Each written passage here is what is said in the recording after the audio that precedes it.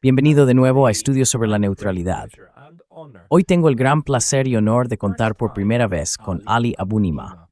Ali es cofundador del medio de comunicación The Electronic Intifada. Es periodista y activista de derechos humanos en favor de la causa palestina. Ali, bienvenido. Gracias, Pascal. He disfrutado de tus siempre muy reflexivas conversaciones y entrevistas durante un par de años, así que es un honor para mí participar en tu programa.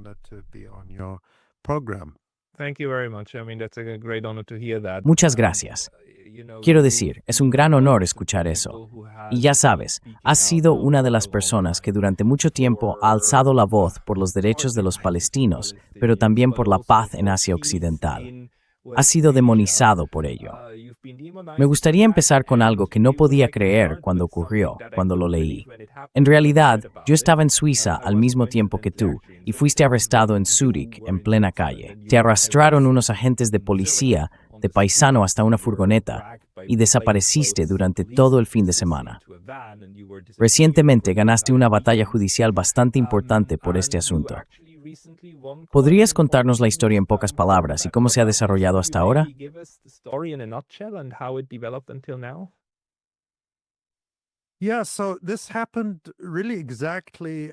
Sí, esto ocurrió exactamente hace un año. Mientras grabamos esto, es 21 de enero, pero la historia comenzó el 24 de enero de 2025. Me habían invitado a Zúrich un grupo de ciudadanos y residentes suizos para hablar en un evento que organizan regularmente para debatir, en particular sobre Palestina. Son activistas y académicos, no un grupo importante. Sospecho que, si simplemente hubiera ido, dado mi charla y participado en la discusión, muy poca gente se habría enterado. Quizá habría habido 30 o 40 personas allí, pero en cambio, se convirtió en una extraña saga internacional.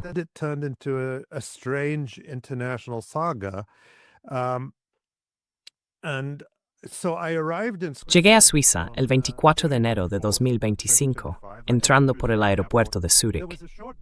Hubo un breve retraso que no tenía nada que ver con Suiza en sí, sino con el hecho de que, junto con otros destacados ponentes y escritores palestinos, había sido previamente vetado en Alemania después de que Alemania cancelara por la fuerza una conferencia sobre Palestina en Berlín. No había intentado viajar a Alemania, pero al parecer había una entrada con mi nombre en el sistema de información de Schengen. Los suizos la vieron, me hicieron un par de preguntas y tras una breve demora me permitieron entrar en Suiza.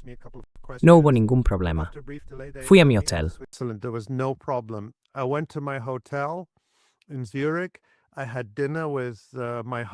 En Zúrich, cené con mis anfitriones en un restaurante cercano.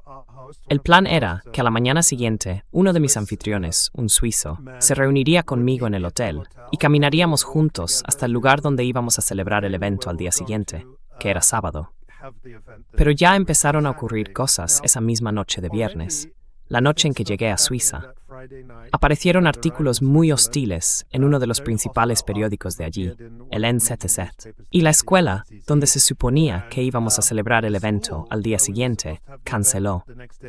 Creo que los organizadores fueron informados tarde, el viernes o temprano el sábado, de que la escuela había retirado su permiso para usar su auditorio.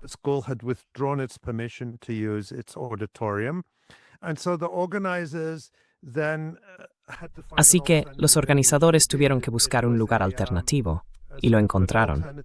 Era una especie de espacio alternativo en Zúrich, donde se celebran eventos. Mi anfitrión llegó por la mañana, y era un día de enero inusualmente cálido, así que decidimos ir andando. Un paseo muy bonito por Zúrich. Todo parecía tan normal. Quiero decir, no se podía imaginar que la policía secreta nos estuviera siguiendo o vigilando. No pensarías que nadie sabía quiénes éramos. Éramos simplemente personas caminando por la calle. Y entonces, en un momento dado, cuando nos acercábamos al lugar, alguien, un hombre grande, me agarró del cuello. Estábamos en un paso subterráneo peatonal, así que pensé que me estaban robando, algo que nunca me había pasado antes.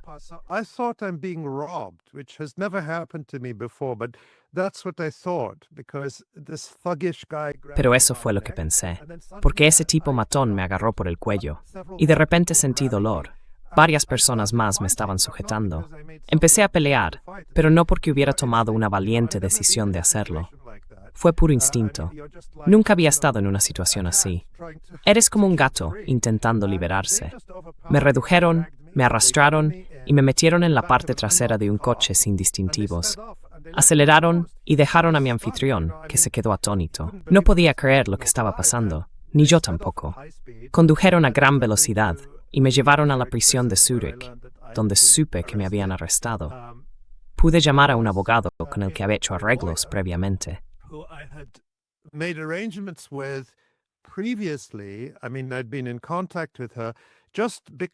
Quiero decir, había estado en contacto con ella solo por el asunto con Alemania. Solo nos preocupaba que pudiera haber algún problema en el aeropuerto. Nunca imaginamos que algo así pudiera ocurrir. Ella vino a la prisión y hubo una especie de audiencia extraña. No entendí muy bien el procedimiento, pero lo que sí entendí fue que me dijeron varias veces, ha violado la ley suiza. Y yo seguía preguntando, ¿cómo he violado la ley suiza? ¿Puede decirme qué he hecho? Y recuerda, en ese momento acababa de llegar la noche anterior. Lo único que había hecho era cenar con mi anfitrión, una cena privada en un restaurante. No había hablado en público, no había concedido entrevistas a los medios y había entrado en el país legalmente.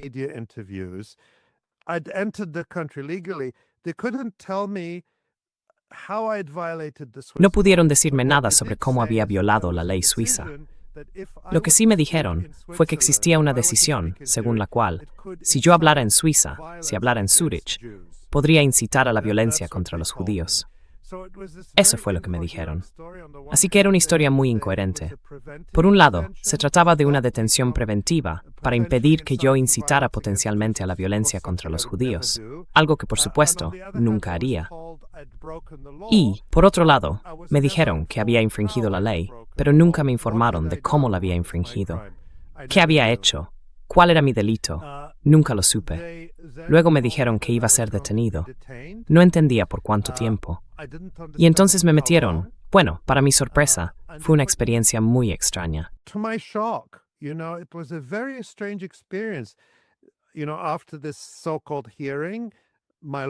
Sabes, después de esa supuesta audiencia, mi abogado tuvo que irse. Me llevaron y me metieron en una celda. Me hicieron quitarme toda la ropa y ponerme un uniforme de prisión. Luego me llevaron a una celda con una puerta de metal pesada, sin comunicación. No me permitieron contactar con mi familia. Había venido de Amán, en Jordania. El mismo día que salí de Jordania hacia Suiza, volé por la tarde, primero a Estambul. Esa misma tarde, mi madre, que falleció hace apenas unos meses, estaba en el hospital. Estaba muy preocupado por ella. Casi cancelé el viaje a Suiza, porque no quería dejarla. Pero mi padre me dijo, no, está bien, la han dejado volver a casa. Y les dije a los guardias de la prisión, ¿saben? ¿Puedo al menos llamar a mi madre?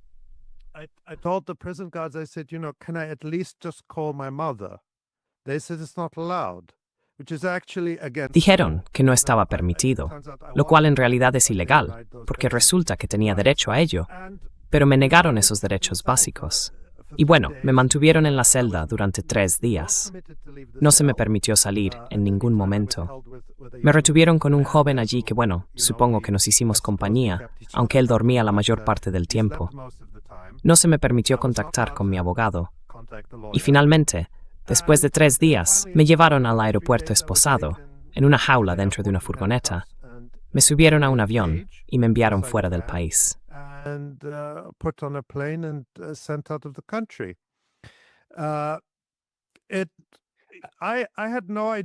No tenía ni idea. Sí. Oye, una breve pausa, porque me han prohibido recientemente en YouTube. Y aunque he vuelto, esto podría volver a pasar en cualquier momento. Así que por favor, considera suscribirte no solo aquí, sino también a mi lista de correo en Substack. Es pascalotaz.substack.com. El enlace estará en la descripción de abajo. Y ahora, volvamos al video. No puedo creer que Suiza hiciera algo así. Cuando lo leí, me resultó tan absolutamente inimaginable que mi país hiciera algo así contigo. Me revuelve el estómago, y aún más ahora. Pero, ¿alguna vez te dieron una explicación de por qué ocurrió esto? Cuando te subieron a un avión, al menos te dijeron qué estaba pasando.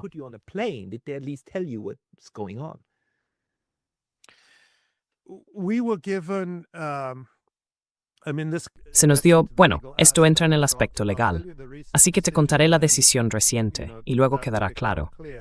Lo que hicieron aparentemente después de que yo entrara en Suiza fue emitir una prohibición de entrada después de que ya hubiera entrado, y luego emitieron una orden de expulsión. Estas fueron realizadas por FedPol, que es la Agencia Federal de Policía, pero se basaron en una solicitud del Cantón de Zúrich. Quiero decir, obviamente tú ya lo sabes, pero para los oyentes, Suiza es un sistema federal como Estados Unidos o Canadá. Tienes los cantones, que son como los estados en Estados Unidos, o las provincias en Canadá, y luego tienes el gobierno federal.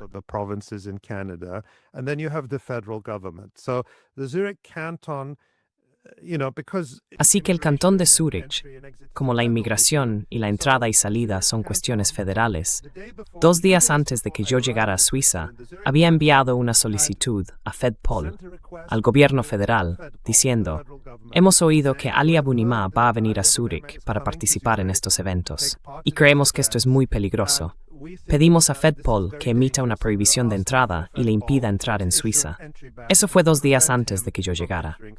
Al día siguiente, FedPol respondió al Cantón de Zúrich y dijeron: por supuesto, solo estoy resumiendo lo que figura en los documentos.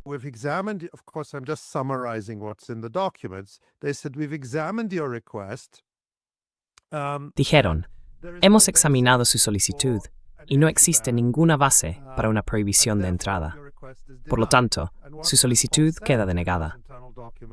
Lo que FedPol dijo en esos documentos internos es que las opiniones a las que el Cantón de Zúrich se opone están protegidas por la libertad de expresión, en primer lugar.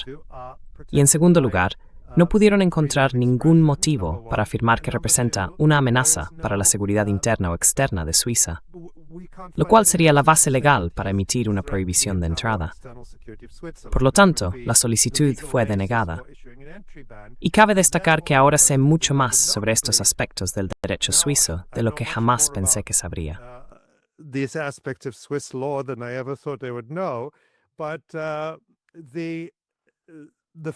Pero por ley, antes de que FedPol emita una decisión, tiene que consultar con 2 organismos más: el Servicio Nacional de Inteligencia, que creo que se llama NDB por sus siglas en alemán, y la Oficina Federal de Migración. Ambos emitieron evaluaciones por escrito, que por supuesto tenemos, porque a través del proceso legal obtuvimos todos esos documentos en el procedimiento de descubrimiento. El NDB dijo: no tenemos información que sugiera que esta persona sea una amenaza. Y la Oficina de Migración dijo lo mismo. Así que tienes a FedPol, al Servicio Nacional de Inteligencia y a la Oficina de Migración diciendo todos que no hay base para emitir una prohibición de entrada.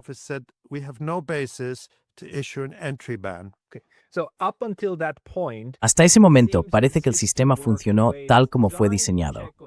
Comprobáis entre vosotros si tenéis alguna información y después, la libertad de un ciudadano estadounidense para entrar en Suiza está garantizada, sin ninguna prohibición de entrada. Correcto.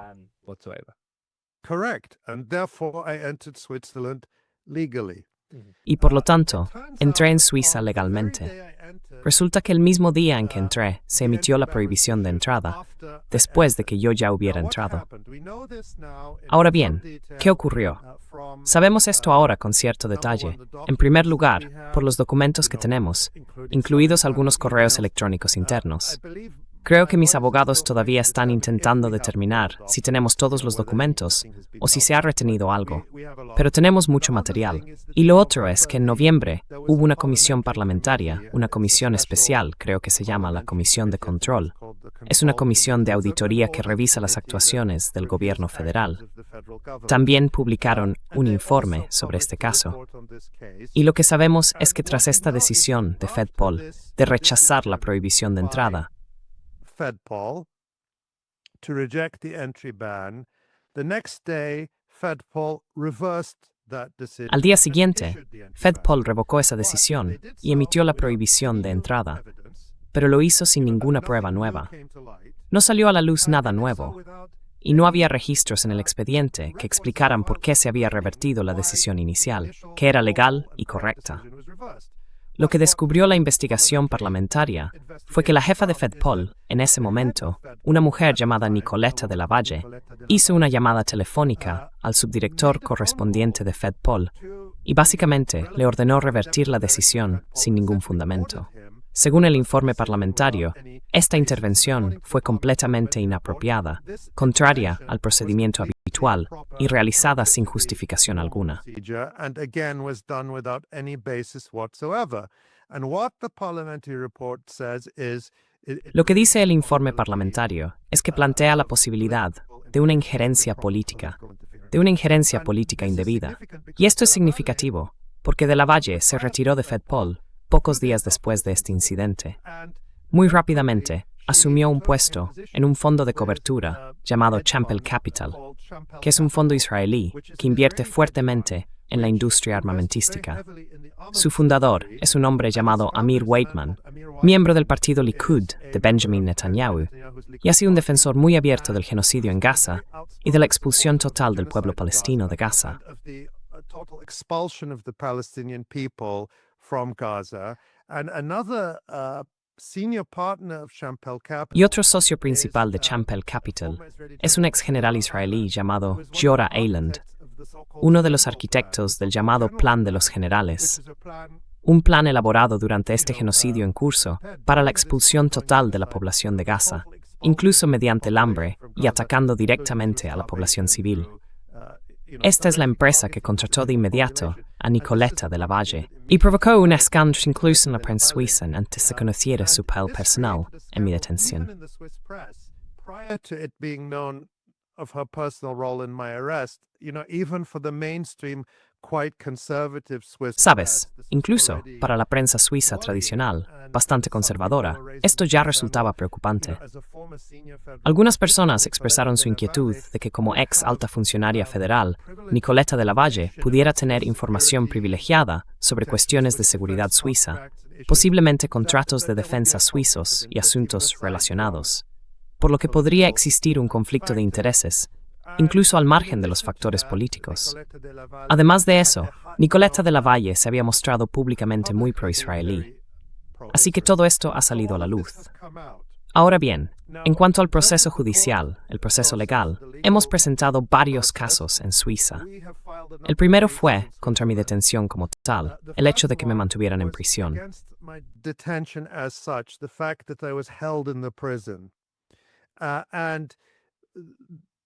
En diciembre, el Tribunal Administrativo de Zúrich falló completamente a nuestro favor en todos los puntos.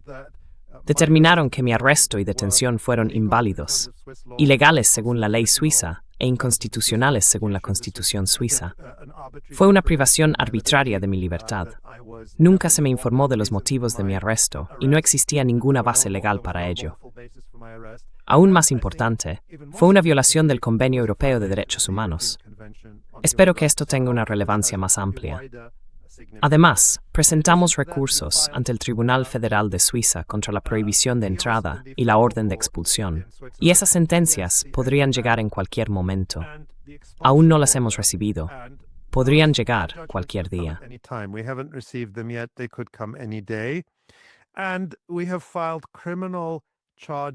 Y hemos presentado cargos penales contra varias personas, incluida, más recientemente, Nicoleta de la Valle, por abuso de poder en relación con las acciones que tomó en el caso. Así que ahí es donde estamos ahora. Para mí, ¿de qué se trata todo esto? No se trata solo de mí. Se trata de resistir. Sí, se trata de mis derechos, pero también de oponerse a la creciente censura y represión en todo Occidente en general, y en particular contra cualquiera que critique a Israel o hable del genocidio y de la complicidad de todos estos gobiernos, incluido, por cierto, el gobierno suizo, en este genocidio. Tenemos que resistir eso y exigir rendición de cuentas si queremos preservar algo de nuestras llamadas democracias y si queremos conservar el espacio para tener siquiera este tipo de conversaciones que estamos teniendo ahora.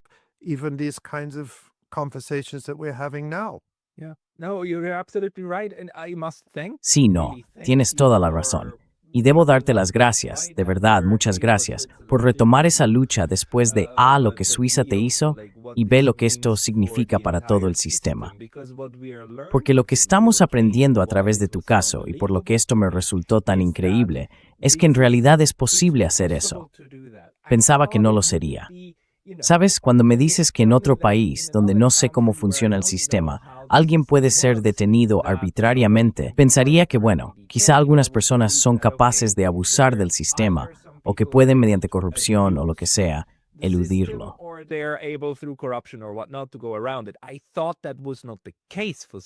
Pensaba que ese no era el caso de Suiza, que ya sabes, se había seguido el procedimiento adecuado, según el proceso administrativo y legal. Tu caso demuestra que no es así. También demuestra que, de acuerdo, legalmente tenías razón, tenías derecho a estar allí, y el Estado debería haber protegido ese derecho. Lo que algunos individuos criminales consiguieron fue eludir eso, y mediante llamadas telefónicas directas, y probablemente abuso de autoridad, hacer que otros, que deberían haber sabido mejor, colaboraran y cometieran este tipo de horrible abuso contra ti. Quiero decir, todavía necesito entender cómo 4 o 5 agentes de policía pudieron pensar que estaba bien agarrar a alguien por el cuello y meterlo en una furgoneta.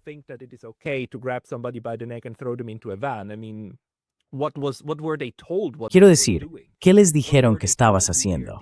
¿Qué les dijeron sobre con quién estaban tratando? Quiero decir, eso suena como lo que harías con los peores tipos de traficantes de drogas o algo así. Gente de la que pensarías que podrían intentar apuñalarles o algo por el estilo. Pero este tipo de abuso del sistema es posible. Y lo que es muy preocupante, parece haber vínculos muy estrechos con un gobierno extranjero. Y eso se convierte en una motivación para que esta persona, incluso de Lavalle, consiga luego un nuevo trabajo. No quiero acusar a nadie de nada, especialmente porque este caso sigue en curso, pero es extremadamente inquietante lo que el dinero puede hacer.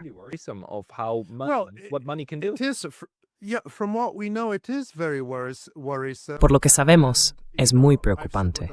He dicho lo que sé y cómo me parecen las cosas, pero me gustaría que el sistema judicial suizo investigara de manera justa y determinara los hechos.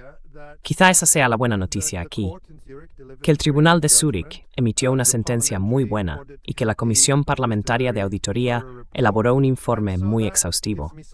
Eso me da cierta confianza en que todavía existe en Suiza un sistema capaz de llegar a la verdad. Eso es todo lo que pido. No pido nada más que eso. Pero hay un aspecto que quiero mencionar, que creo que añade un elemento inquietante a la historia, y es que, ya que preguntaste, ¿qué les dijeron sobre quién era yo, con quién estaban tratando?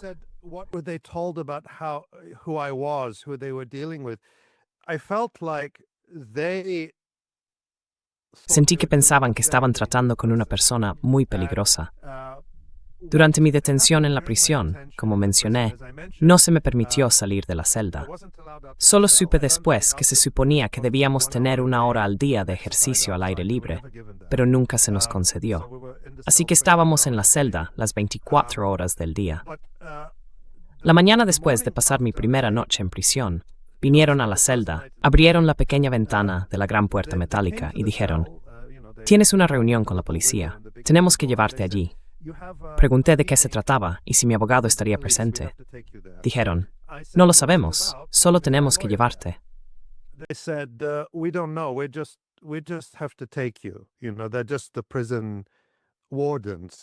Sabes, ellos eran solo los guardianes de la prisión. Dijeron: «Puedes preguntarles». Yo dije: «Vale, iré con vosotros». Así que fuimos, y llegamos a esa oficina. Pensé: vale, si hay una entrevista con la policía, tienen que llamar a mi abogado para que venga, ¿no? Es un derecho básico. Así que pensé que al menos ahora podría ver a mi abogado, porque lo había estado pidiendo y no me lo permitían. Fui con ellos y llegamos a una oficina donde un hombre me saludó en árabe. Pensé que era el intérprete, y te diré por qué lo pensé, lo que te da otra pequeña idea de cómo son las cosas en Suiza y en Europa en general. How things are in Switzerland and in Europe more generally. On the first day, when I was El primer día cuando fui, volviendo al primer día en que me arrestaron, me permitieron tener a mi abogado presente en la audiencia. Dijeron que, por ley, teníamos que llevar a cabo el procedimiento en alemán, así que necesitaban un intérprete.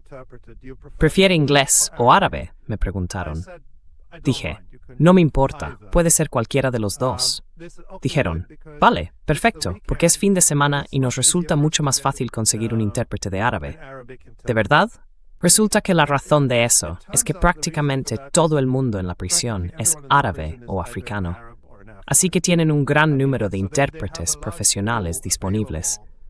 Pero al final, el primer día consiguieron un intérprete de inglés.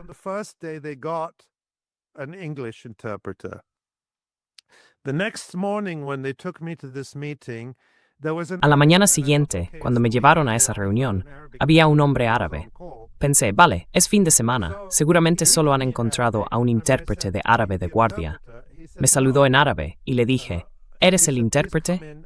Él respondió, no, por favor, pasa, te lo explicaremos.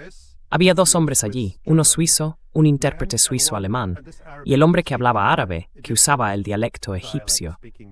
Se estaban portando muy amablemente conmigo. Tenían botella de San Pellegrino, al fui suiza av mineral suiza cruza la remesa. Me preguntaron, ¿quieres té?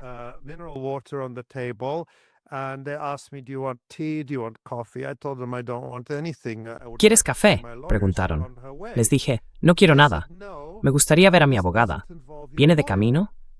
Dijeron, no, esto no tiene que ver con tu abogada. Dije, ¿cómo que no tiene que ver con mi abogada? Dijeron, bueno, no somos de la policía, somos del Ministerio de Defensa suizo. ¿Qué? Dije. Sí, y pregunté, ¿qué tenéis que ver vosotros con todo esto? Dijeron, bueno, solo queremos venir a hablar contigo, ver si podemos ayudarte. Dije, bueno, si queréis ayudarme, podéis soltaros, porque no sé por qué. Dijeron, no, solo queremos hablar contigo. Quizá podamos resolver el problema y ayudarte. No sé cuál es el problema, sepultero.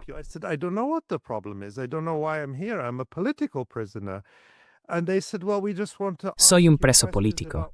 Y ellos dijeron, bueno, solo queremos hacerte preguntas sobre por qué estás en Suiza. Intentaban sacarme información. Sí, sin mi abogado. Así que seguí insistiendo. No voy a hablar con vosotros sin mi abogado. Tengo derecho a tener un abogado presente. Y ellos dijeron, bueno, esto no tiene que ver con tu abogado. Solo queremos hablar contigo. Lo repetían así una y otra vez. Y yo dije, ¿vais a llamar a mi abogado o no? Dijeron, no. Dije entonces, devolvedme a la celda. Quiero decir, en resumen, estaba más enfadado que eso. Pero cuando me devolvieron a la celda, fue el momento en que realmente pensé en Julian Assange. Literalmente pensé en él.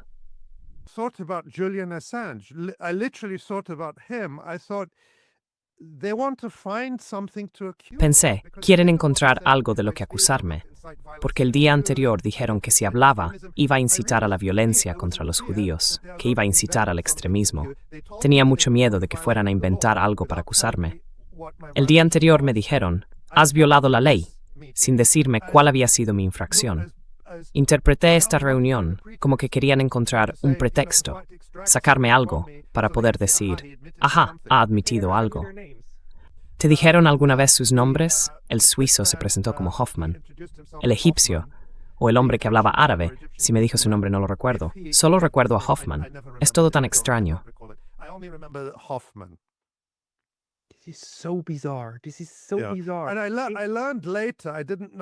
Esto es tan extraño. Más tarde me enteré, no lo sabía en ese momento, de que después de mi liberación, cuando hablé con los abogados y demás, descubrí que el servicio de inteligencia suizo, por cierto, el mismo que 2 días antes había dicho que no tenía información sobre mí, en realidad depende del Ministerio de Defensa suizo. Sí, así es. Sí, así es. Así que suponemos que esos hombres eran de la inteligencia suiza. Pero ya sabes, no acepté hablar con ellos, así que no sé cuál era su intención.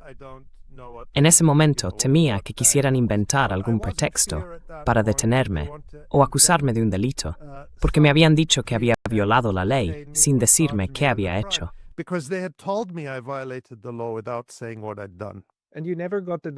Y nunca conseguiste los documentos, porque como esto ocurrió dentro de la prisión, debe de haber registros al respecto. ¿Quiénes son esas personas? Ya que obviamente tienen que registrar todo eso. Y tienes razón. Hasta donde yo sé, No creo que hayamos recibido los documentos relacionados con eso. No quiero decir algo incorrecto, pero creo que mis abogados todavía están tomando medidas para determinar si hemos recibido o no los documentos. Puedo confirmar tu sospecha. Es probable que esas personas trabajaran para el Nachrichtendienst, nuestra agencia de espionaje. Tenía una amiga que solía trabajar para ellos, y me contó que les habían indicado que se identificaran únicamente como empleados del ministerio, y nada más. Así que eso tendría mucho sentido. Es sumamente preocupante. Ahora, sin embargo, los tribunales dicen que tenías razón y que se violaron tus derechos. ¿Te han dado alguna compensación por lo que te ha ocurrido hasta ahora?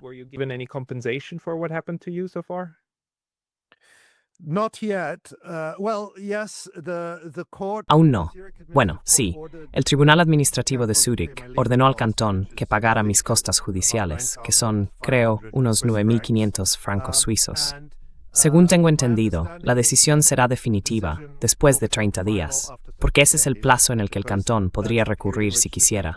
Una vez que sea definitiva, podremos solicitar una indemnización. Así que eso llegará.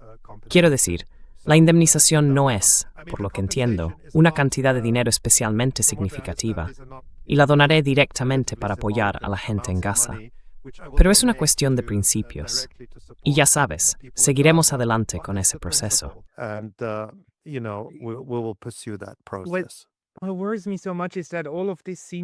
Lo que tanto me preocupa es que todo esto parece tan coordinado, tan preparado. Además, los artículos. Recuerdo haberlos leído, ya fuera el domingo cuando estabas en prisión o el lunes cuando tuvieron que soltarte. Esos artículos, incluidas entrevistas con el jefe de, ¿qué era en ese momento? El jefe del Departamento de Justicia del Cantón de Zúrich, Mario Fair. Mario Fair. Sigue en ese cargo, sí. Ese tipo es de mi partido, el Partido Socialdemócrata, del cual soy miembro de pago, y están enfadados con esa gente.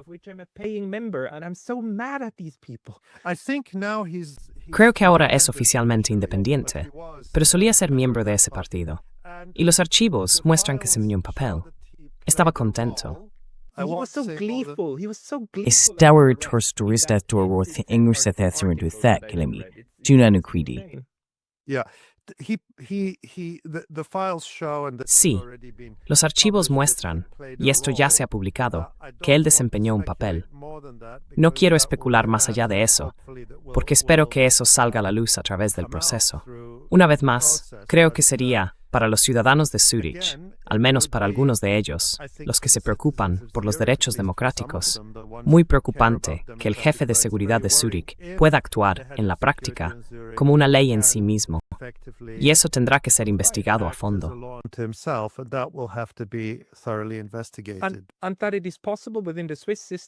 Y que dentro del sistema suizo es posible que ciertas personas en cargos de alto rango se llamen entre sí y simplemente eludan todo el sistema, haciendo que la policía reprima a los pequeños. Quiero decir, eso es algo que no debería ser posible. Pero podemos quizá llevarlo a un nivel más amplio, porque esto nos dice algo sobre el genocidio. Este genocidio no consiste solo en que los israelíes lancen bombas fabricadas en Estados Unidos sobre las casas de los palestinos en Gaza. Es todo un sistema en el que Occidente y las distintas partes de Occidente están muy bien integradas. Y lo que te pasó a ti, a mí, es solo una parte de ese sistema que en el otro extremo produce el genocidio, porque lo que intenta hacer es silenciar, intimidar y eliminar a las voces destacadas.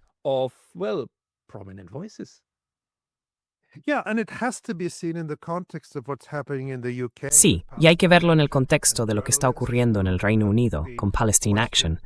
Y los periodistas que han sido interrogados, periodistas y políticos destacados, ya sabes, fuera de la corriente principal, que han sido detenidos e interrogados en virtud de la ley antiterrorista. Mi propio colega, Asa Winstanley, de Electronic Intifada, que vive en Londres, la policía registró su casa y confiscó su portátil y sus teléfonos. Fue a los tribunales y, de hecho, ganó. La orden para ese registro era ilegal. Eso sigue en los tribunales. Podrían acusarle, sea activistas. he could be charged. Activists have been charged. That's in the UK. We see that across Europe, in Germany. Eso es en el Reino Unido. Lo vemos en toda Europa. En Alemania, por ejemplo. Sabes, a mí me prohibieron la entrada.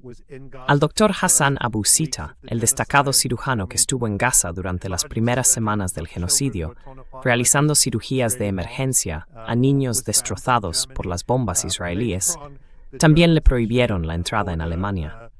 Más tarde, los alemanes emitieron una orden, ¿cómo la llamaron?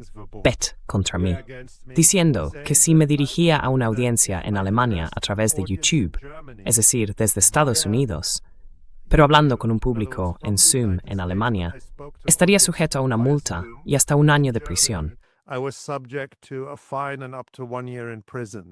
Sí, hicieron lo mismo con Yanis Varoufakis. Sí, es una locura. Es una locura. Y luego en Francia, por supuesto, se prohíben las manifestaciones, se registran asociaciones. El 7 de enero de este año, una librería feminista en París, esto se publicó en la prensa francesa, en Le Monde, fue registrada por policías y fiscales armados y enmascarados que buscaban un libro para colorear infantil sobre Palestina, porque su título era Del río al mar. Así que ese es el contexto. Ya sabes, mi historia es mi experiencia de lo que es un fenómeno mucho más amplio en todo Occidente y, por supuesto, en Estados Unidos, la cabeza del imperio, donde hay una censura extremadamente severa. Se hace de una manera diferente.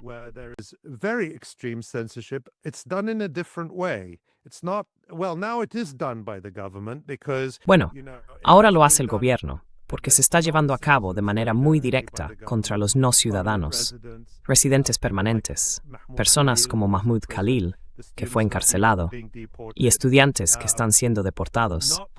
Todavía no del todo contra los ciudadanos, pero eso podría llegar. Este gobierno deja claro que quiere hacerlos si encuentra la manera de salirse con la suya. Pero la censura en Estados Unidos, como tenemos la primera enmienda, que es una protección constitucional muy sólida, tiene que hacerse por otros medios, de forma indirecta. Así que se lleva a cabo a través de las administraciones universitarias, de las corporaciones, de los medios de comunicación, que castigan la libertad de expresión, despidiendo a académicos, suspendiendo a estudiantes y así sucesivamente. Así que la censura es igual de extrema en Estados Unidos. Simplemente se aplica mediante un mecanismo ligeramente diferente.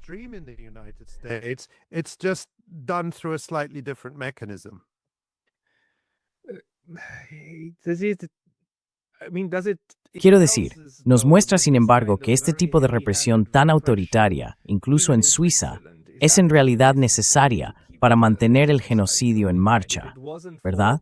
Si no fuera por estos mecanismos, no habría apoyo sobre el terreno.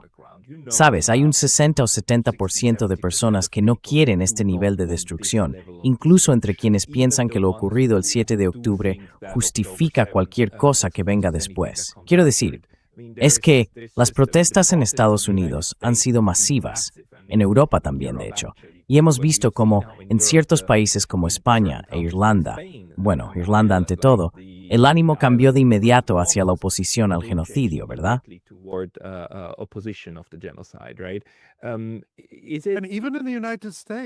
Incluso en Estados Unidos estamos viviendo un cambio histórico. He estado observando estas cosas muy de cerca durante 30 años. Por primera vez, de forma constante desde el 7 de octubre, vemos que la mayoría de toda la población estadounidense se opone a Israel. Eso no tiene precedentes. ¿Sabes? En la última década, un poco más, vimos cambios en los que ciertos subsectores de la población se volvieron muy pro-palestinos. Pero ahora tenemos a la población en general, una mayoría que expresa opiniones negativas sobre Israel, que expresa horror por lo que está haciendo.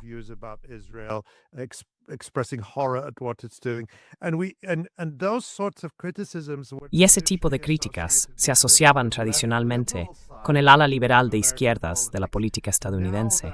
Ahora están penetrando con mucha fuerza en la derecha, hasta el punto de que se ha convertido en una división importante dentro del llamado movimiento MAGA y del Partido Republicano.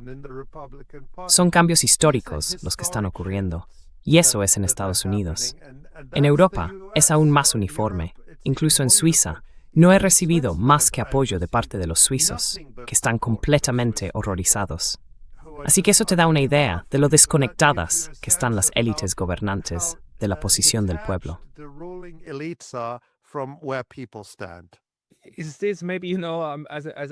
Sí, es esto quizá, bueno, ya sabes, como optimista empedernido, siempre busco el lado positivo. Es este uno de ellos, que en realidad la situación ha sido tan espantosa, tan mala y tan públicamente, digamos abiertamente mala, con un régimen sionista que incluso dice, queremos exterminar a esta gente y deshacernos de ellos, y cuantos más matemos mejor. Quiero decir, lo dicen, está documentado, no está oculto en ningún sitio. Está en el punto en que realmente es tan imposible de ignorar que llegará un cambio de una forma u otra.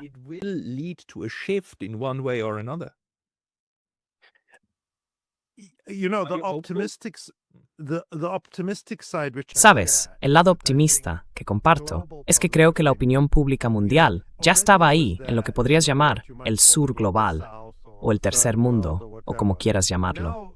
Ahora, el llamado primer mundo, o el occidente, o como prefieras, se ha unido al resto del mundo en términos de opinión pública, con un horror absoluto ante los crímenes de Israel y otros crímenes que Occidente ha perpetrado. Ya sabes, las guerras interminables, las invasiones y demás, que por cierto, no están cesando.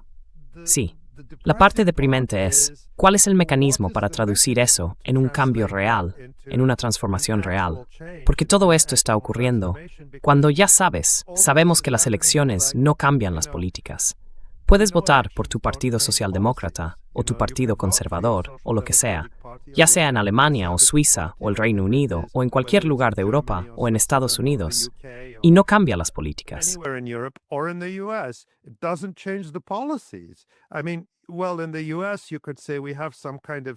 Quiero decir, bueno, en Estados Unidos se podría decir que tenemos una especie de ruptura radical, pero no es tan radical. Si tomas el ejemplo del reciente intento de cambio de régimen en Irán, el último, viste que todos esos demócratas que están día y noche en contra de Donald Trump se alinearon totalmente con él cuando se trató de Irán.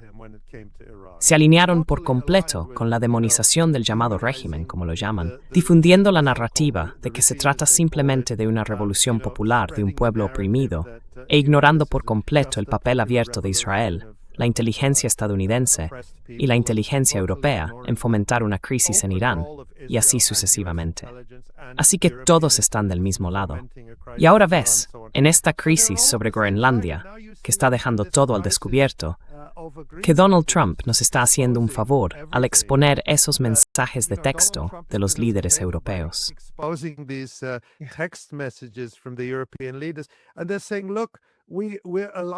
Y están diciendo, mira, estamos alineados contigo en lo que respecta a Venezuela, Irán, Siria o lo que sea. Simplemente no queremos que nos hagas eso a nosotros.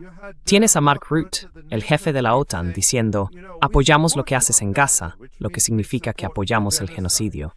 Tenemos a Emmanuel Macron, el presidente francés, diciendo, estoy contigo en Siria. Estás haciendo grandes cosas en Siria, grandes cosas en Ucrania. Solo es Groenlandia. Así que están diciendo, estamos bien, estamos contentos, queremos estar contigo en la explotación, la opresión y la subversión del resto del mundo. Pero claro, no puedes hacernos eso a nosotros. Sí, apoyaremos sanciones que destruyen la vida de los sirios e iraníes, que matan de hambre a los gazatíes, que matan de hambre a Yemen. Pero ¿cómo te atreves a imponernos aranceles con fines políticos?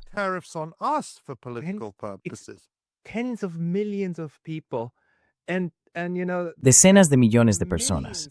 Y ya sabes, la muerte de millones les resulta aceptable. Incluso lo ponen en un mensaje de texto diciendo, está bien. Es casi irónico que haga falta un Donald Trump para desenmascararlo realmente. Aún no entiendo el proceso mental.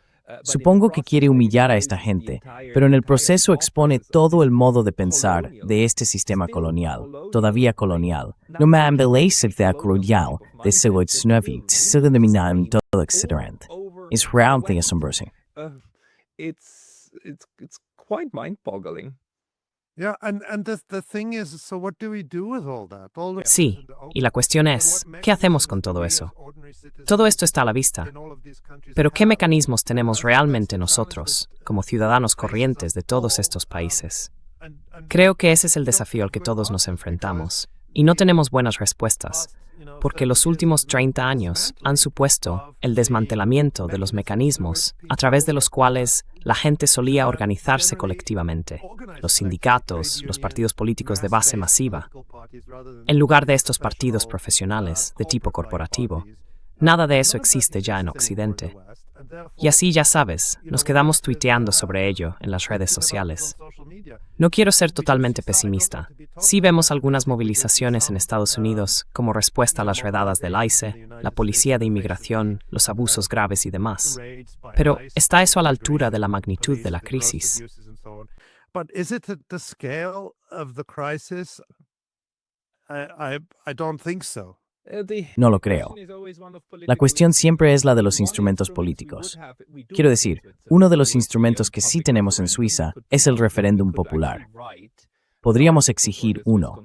De hecho, podríamos proponer un artículo para la Constitución suiza que prohíba cualquier tipo de interacción económica con Israel.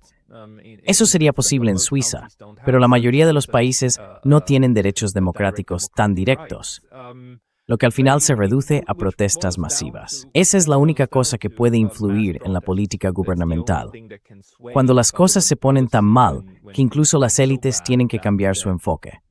Even the elites have to change the approach. Yeah, and I think that, to go back to your earlier point. Sí, y creo que ya sabes, volviendo a tu punto anterior, la represión, la especie de represión descarada, que quiero decir, la imagen que vendía el llamado Occidente siempre fue algo así como, bueno, puedes quejarte, quizá no seamos perfectos, pero lo que para nosotros es absolutamente sagrado es la libertad de expresión, tus derechos democráticos. Eso es lo que nos distingue de los demás. Esa es nuestra fortaleza. Bueno, cuando eso desaparece, ¿qué queda? Y quiero decir, ahora es incluso peor, con la UE imponiendo sanciones a periodistas y ciudadanos individuales, como Jacques Baude, el antiguo oficial de inteligencia suizo que ofrece análisis muy críticos y excelentes. Escucho sus análisis todo el tiempo.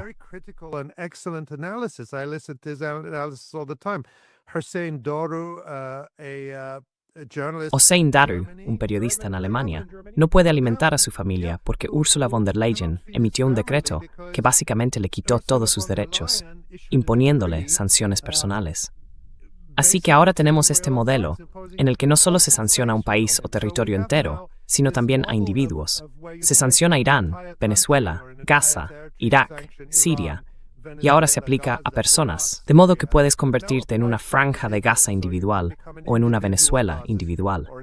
Te bloquean las cuentas, te bloquean la capacidad de hacer negocios. Estados Unidos lleva muchos años haciendo eso, y ahora la UE también lo hace, aparentemente sin ningún recurso legal. Entonces, ¿qué queda de la fachada de la democracia si eso desaparece? Eso es todo. That's it. I mean, we don't need Quiero decir, no necesitamos que vengan Vladimir Putin o Xi Jinping a quitarnos la democracia. Lo estamos haciendo nosotros mismos.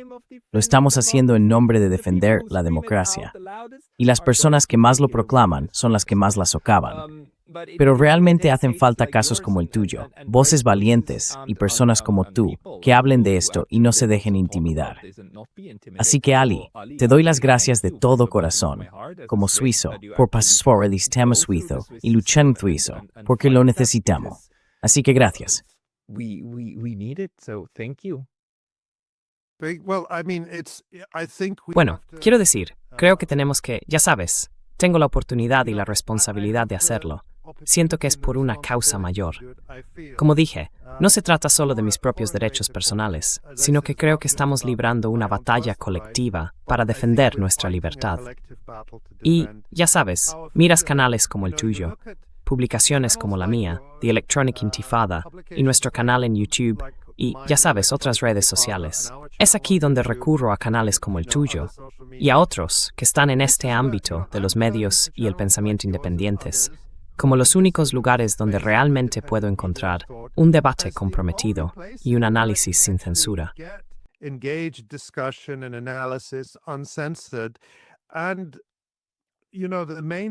Y sabes, los principales medios de comunicación, los llamados convencionales, son basura ahora. Es propaganda. Quiero decir, sí, siempre lo fueron, pero soy lo bastante mayor como para recordar que nunca fue tan malo como ahora. Y aun eso, ya sabes, está bajo amenaza. Quiero decir, sé que tu propio canal fue brevemente, al parecer debido a tu canal, si se me permite decirlo, pero tú mismo lo hiciste público. YouTube lo retiró brevemente. Puede que haya sido, tú puedes explicarlo mejor, un error. En otras palabras, la EA lo hizo por error, pensando que ni es auténtico o algo así. Pero en cierto modo, eso da miedo. But in a way, that's just scary. Yeah, it is. It is. Lo es. Lo es. He hablado de esto en otros lugares. Sigo pensando que es un fallo, pero incluso ese fallo revela problemas en el proceso político, ¿verdad? Una empresa de cientos de miles de millones de dólares como Google debería ser capaz de solucionar eso. Pero en fin, tenemos que defender estos espacios. Y lo que ocurre con una sociedad es que solo funciona si lo hace unida. En realidad, nos necesitamos unos a otros para... Así que de nuevo, me gustaría darte las gracias, Ali. Y para las personas que quieran seguirte a ti y a tu trabajo, deberían por supuesto ir a tu página principal, The Electronic Intifada, y a tu cuenta de X para seguirte allí. ¿Hay algún otro lugar donde la gente debería leerte o escucharte?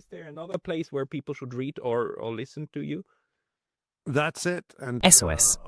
Solo cuando personas como me invitan a hablar, ahí es donde me encontrarás. No me verás en ningún medio de comunicación convencional. Sin duda, te volveremos a tener aquí. Y espero que llegue un momento en que vuelvas a estar en los medios de comunicación convencionales. Eso será la prueba de que las cosas están mejorando. Ali Abunimah, muchas gracias por tu tiempo hoy. Muchas gracias, Pascal Lotaz.